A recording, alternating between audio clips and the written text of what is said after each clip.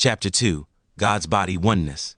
The philosophy of oneness has been debated for centuries. In religion, I learned that if you do wrong, you risk being separated from God. Only good people can be close to God, while wicked sinners are far from Him. But if man can be separated from God, that suggests we could exist outside of Him. However, if God is the creator of everything and is everywhere, how can anything exist outside of Him?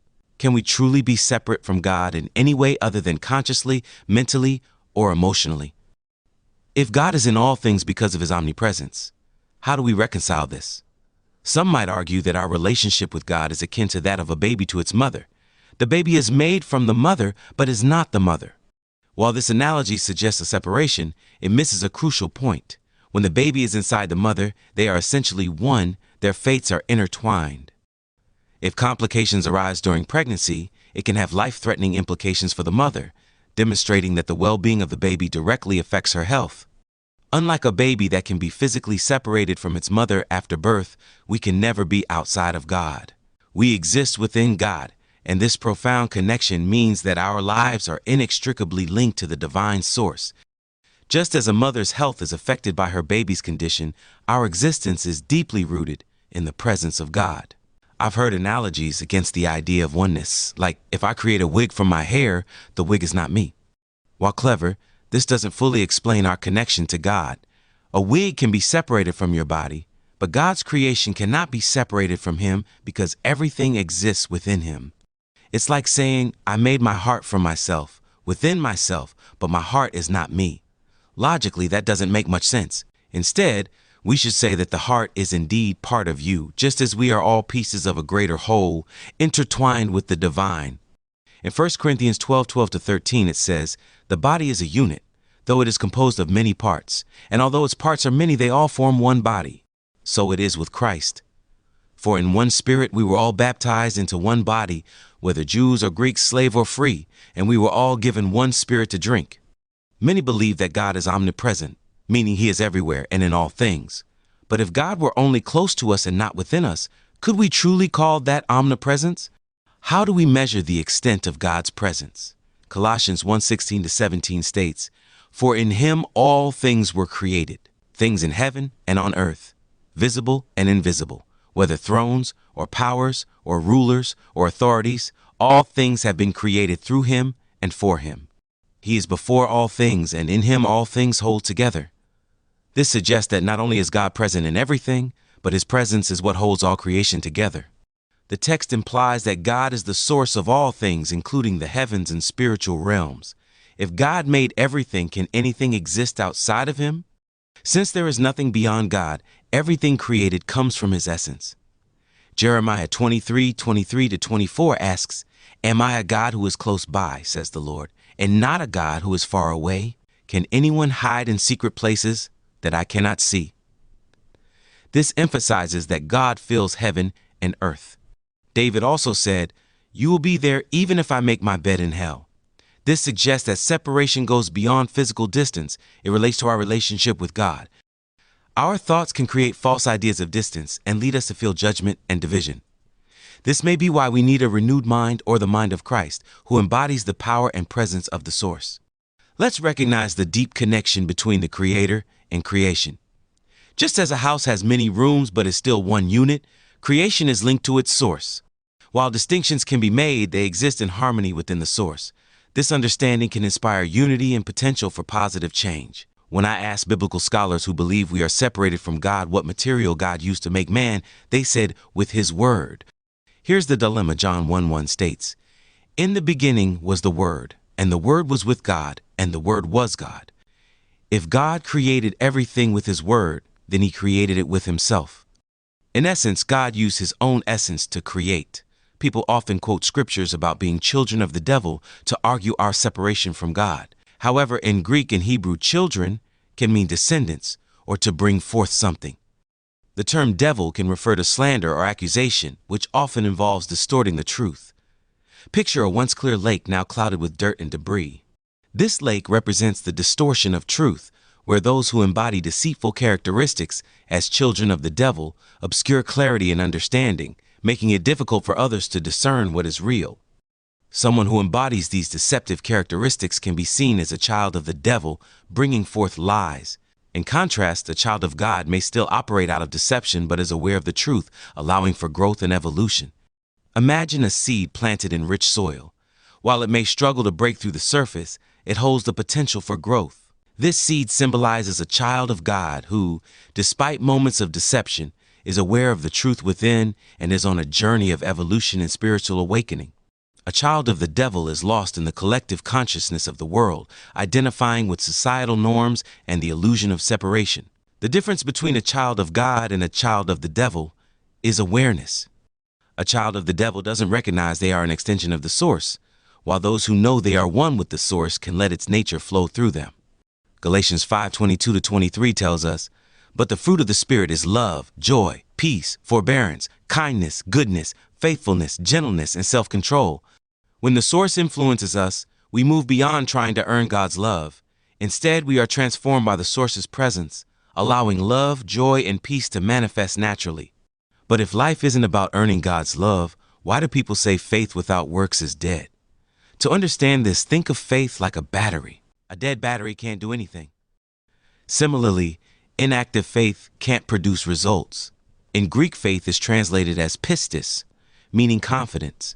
If confidence lacks emotional conviction, it won't yield tangible results. For example, if someone claims to be confident in their driving skills but is terrified of getting behind the wheel, they're unlikely to drive. This doesn't mean they can't drive. It shows their words lack authority because their heart and mind aren't aligned. This illustrates that faith without works implies a lack of confidence, leading to inaction. Therefore, confidence needs to mature. Maturity fosters new confidence rooted in clarity. With the right mindset, inactive faith can be revitalized. For instance, if you learn to drive using a manual or simulation, then practice with an instructor, your confidence may align with your words. With the right information, you can change the mindset that keeps your faith stagnant. When you face fears and conquer them, you feel liberated. If salvation, the fulfillment from our union with the Source, is by faith, then trusting in our oneness with the Source will produce its nature in us. This living faith becomes evident when you have such confidence in God that you feel secure in His love. When you feel secure, you experience fulfillment, which opens you up to be influenced by His Spirit. As you allow this influence, you begin to reflect the nature of God in your actions. If we're not seeing the progress we want, it means our confidence and awareness are still maturing. The idea that you can't outperform your mental diet aligns with the notion that you can't outperform your physical diet. Many trainers say that your abs are made in the kitchen, showing that while exercise is important, diet plays a significant role. Similarly, your mindset profoundly impacts your ability to take action. When your faith is alive and actively nurtured, it leads to the manifestation of God's love through your works, demonstrating that your confidence in Him is not just a belief but a transformative force in your life. Did you know that the reticular activating system in your brain acts like a spotlight for your thoughts? It highlights what you focus on and filters out everything else. Your mindset shapes your experiences, influencing how you see opportunities in relationships, work, and personal growth. For example, if you worry about being broke, your reticular activating system focuses on that scarcity mindset. Imagine walking down the street, stressed about money, and missing a $100 bill just lying there. Because your brain is focused on lack, you might overlook that bill. It's like your mind is trained to ignore anything that doesn't fit that feeling of scarcity. Now let's flip that around. If you shift your focus to an abundance mindset, thinking positively about life, your reticular activating system will highlight those opportunities. You might spot that $100 bill and also notice a job opening or connect with someone who can help you. When you train your mind to look for positivity and growth, your reticular activating system becomes attuned to the good things happening around you. You'll begin to see patterns, discover ways to improve, and connect with people you might have overlooked. Your reticular activating system shows how powerful your thoughts can be. By focusing on the positive and abundant aspects of life, you can unlock a world of possibilities waiting for you. When we look at the world through God's eyes, we free ourselves and others from painful perspectives, condemnation, and criticism. Instead, we become enlightened and encouraged, ushering in the manifestation of the Source. This allows us to see the world with love and consciousness, transforming our experience and that of others. You may feel out of alignment until the stillness of this moment empowers you, reminding you to be present and gain higher perspectives from a higher power.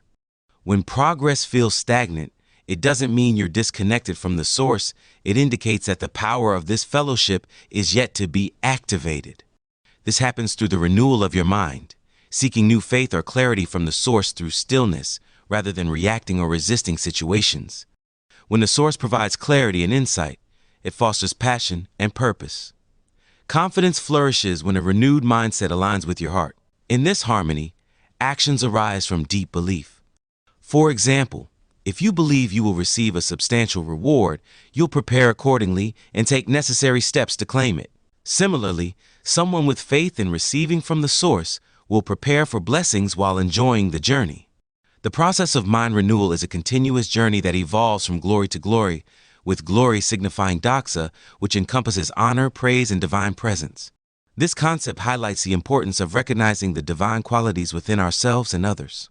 Just as a seed needs water to thrive as a tree, our minds require nourishment through our connection with God and positive influences. Our job isn't to dictate how fast trees grow, but to provide nourishment so they can flourish. Similarly, the renewal process begins when we realize our unity with God. We can't tell anyone how fast they can grow, but we can notice their fruits. Observing someone's growth helps us gauge their consciousness level based on their actions. This observation isn't to condemn, but to encourage mindfulness of the power of presence within us as extensions of the source. A stillness becomes the foundation for proper growth and transformation. I've broken down some theology I grew up with to offer a different perspective. Everyone is powerful enough to agree or disagree and think for themselves. I've done this to expand minds around the idea of oneness. Ideas and definitions often create barriers to our oneness. These constructs lead to misunderstandings and conflict. Have you ever thought about the labels we use to describe the world? Definitions are useful, but they can also hide the amazing unity that connects us all. Think about your own body, a foot and a hand. They're different body parts, but work together within the same body. Just like that, trees, animals, and people form a vibrant connection of life. Each part plays a unique role in the harmony of existence. The sky isn't separate from the earth, it's the space where the world hangs. Animals aren't separate from humans, just as the sun isn't separate from trees. We all operate as one ecosystem. Good and evil are used in our progression. Without darkness, light wouldn't shine brightly. Some people wouldn't know what a good relationship is without experiencing a bad one. God can even use challenges to create balance within ourselves. Most perceived divisions are illusions, constructs of a fragmented mind seeking to label and categorize. Beyond these constructs lies a profound truth, our fundamental interconnectedness. As we peel away these layers of separation, we find the truth of our interconnectedness. Our thoughts, actions, and intentions ripple through this web, profoundly affecting one another. As we deepen this understanding, we can recognize the power of empathy and compassion, essential tools for navigating human interaction. Empathy allows us to see beyond differences and find common ground, bridging gaps that once seemed impossible. Compassion fuels our desire to uplift and support one another, fostering a sense of community. As we embrace these virtues, we start to see the world through unity and harmony. The barriers that divided us dissolve, revealing a realm of infinite possibilities.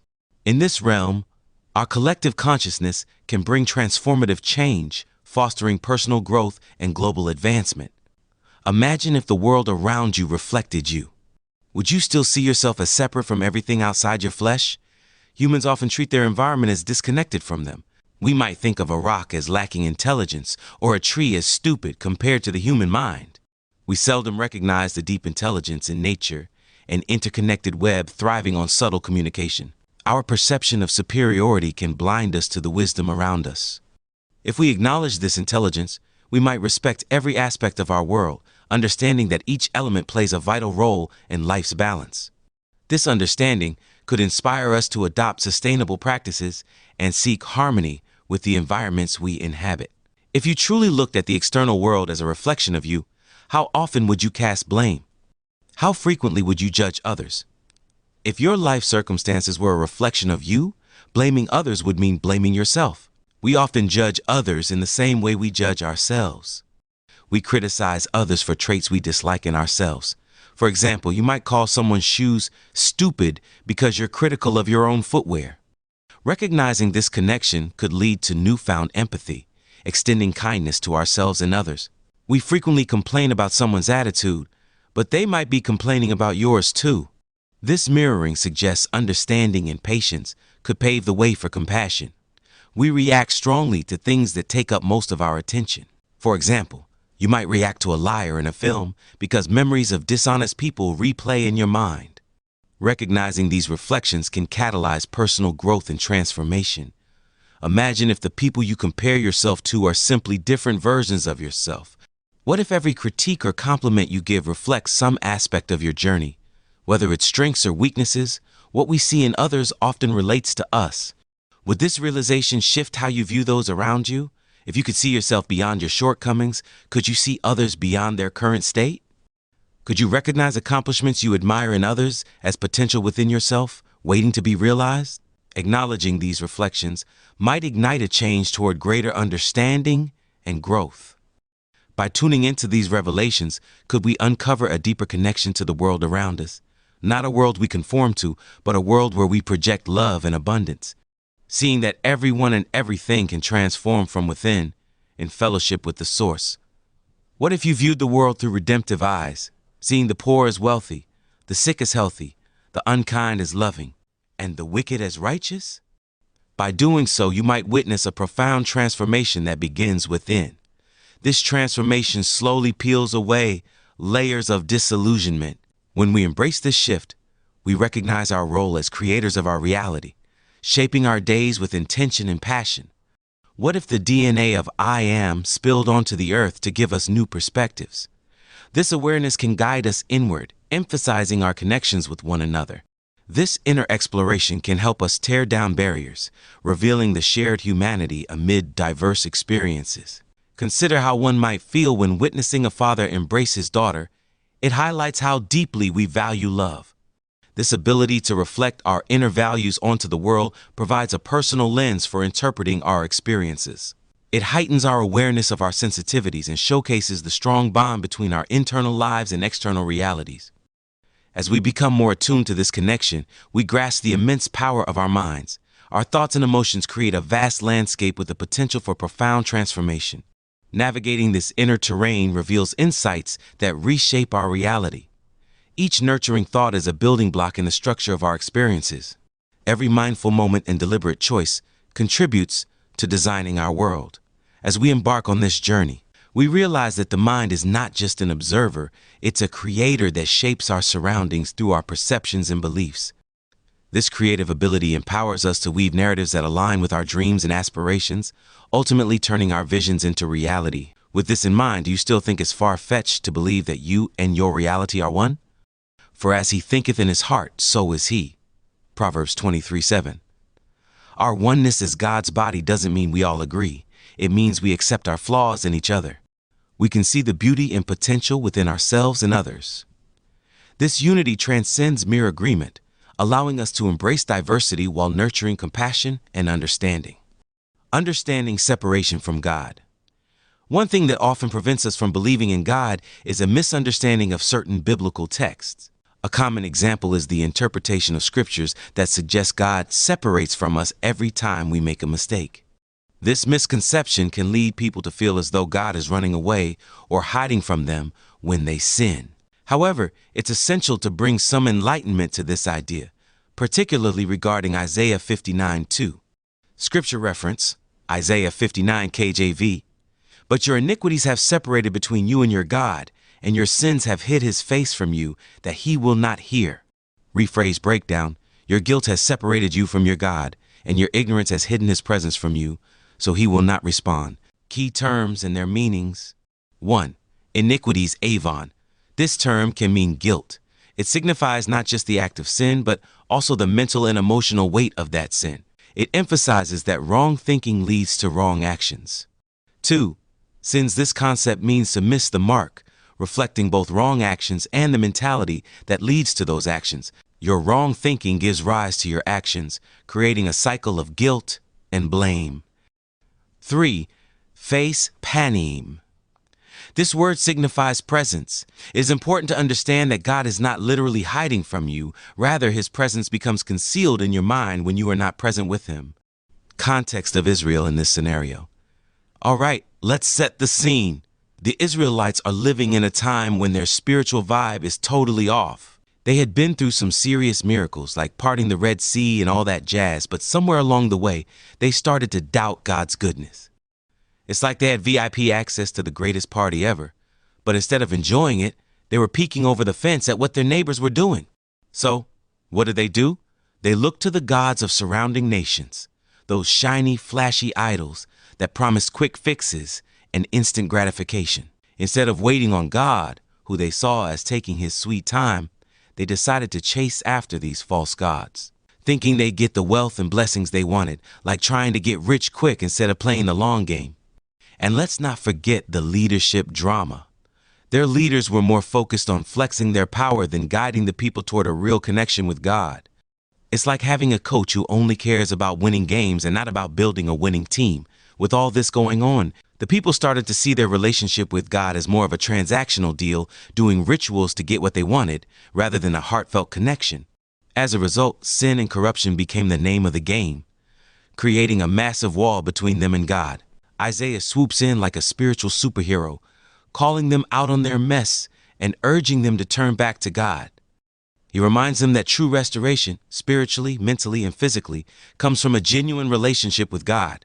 Instead of chasing after empty promises, they need to embrace their identity as God's people and experience the real blessings that come from living in harmony with him. Dynamics of guilt and spiritual disconnect. Now, let's talk about guilt. The Israelites felt it deeply, especially after receiving the commandments from God.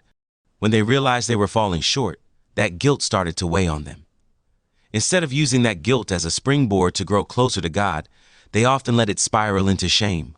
They didn't quite know how to have a genuine relationship with him, so they looked for relief in all the wrong places, turning to idols and other practices instead of seeking God's forgiveness.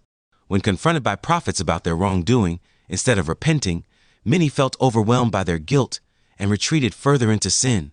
It's like they were stuck in a cycle where their guilt pushed them away from God instead of drawing them closer. This disconnect only deepened their spiritual emptiness, leading them to think they could find fulfillment in false gods rather than in the one true God. Emphasis on alignment and contentment. Here's the pivotal point. A genuine relationship with God is what brings true contentment on the journey. If the Israelites had understood how to find rest in God's presence and love, they might not have felt the need to rush toward quick manifestations of blessings. They would have known that the journey itself, marked by their relationship with God, is where fulfillment lies. Let's consider this. If you tell God you want a new car, but instead of trusting him, you take matters into your own hands and steal one, you're stepping out of alignment. You might think, I need this car now, but in doing so, you're creating a mess. When the consequences of that choice land you in jail, you may feel abandoned, thinking God isn't there for you. But it's not God's absence. It's the choices that led you away from him and his plans for you. Had the Israelites cultivated a deeper connection with God, trusting that he would provide for their needs, the timing of blessings wouldn't have mattered as much. They wouldn't have rushed toward external things for satisfaction, believing they could find fulfillment in idols or other practices. Instead, they could have found peace and joy in God's presence, allowing his love to fill the void they were trying to fill with quick fixes. This awareness of God's presence would have transformed their experience, helping them see that true satisfaction comes not from the immediate manifestation of blessings, but from being rooted in a loving relationship with their Creator. When you're truly confident in God's provision, you're less likely to feel the need to act out of desperation or fear. The emphasis on God's forgiveness. Here's the heart of it. God's forgiveness isn't about offering a pass for past mistakes. It's about renewing your mind and clearing away the fog of poor thinking that leads to destructive behavior. God understands that the choices you've made stem from a place of confusion and lack of clarity. His desire is to lift that burden of guilt and shame from you, replacing it with a fresh perspective that heals and restores. When you embrace this transformative forgiveness, it's not about earning your way back into God's good graces. It's about allowing him to reshape your thoughts and redirect your path. This new mindset opens the door for you to thrive, aligning you with God's purpose and allowing his blessings to flow freely into your life. Summary of the cycle. Your guilt, stemming from wrong thinking, leads to wandering and further wrong actions. These wrong actions create feelings of guilt, which can warp your identity and lead you into a role of deception. This deception causes you to feel divided from God, making you feel as if He is not responsive. Consequently, you may act unconsciously, feeling the need to survive rather than thrive in your relationship with God. This survival mode detracts from your ability to be present and aware, which is essential for aligning with God's will. In this state, you wish for God's will in your life, but feel disconnected from it due to the lack of awareness and consciousness. Ultimately, to create clarity and awareness, it is vital to reconnect with God, moving beyond guilt and deception that impede your spiritual journey. Allow Him to clear away the poor thinking and shame, transforming your mind and heart. Embrace the abundant life He has for you, where true fulfillment awaits, guiding you along the journey and helping you find contentment in every season.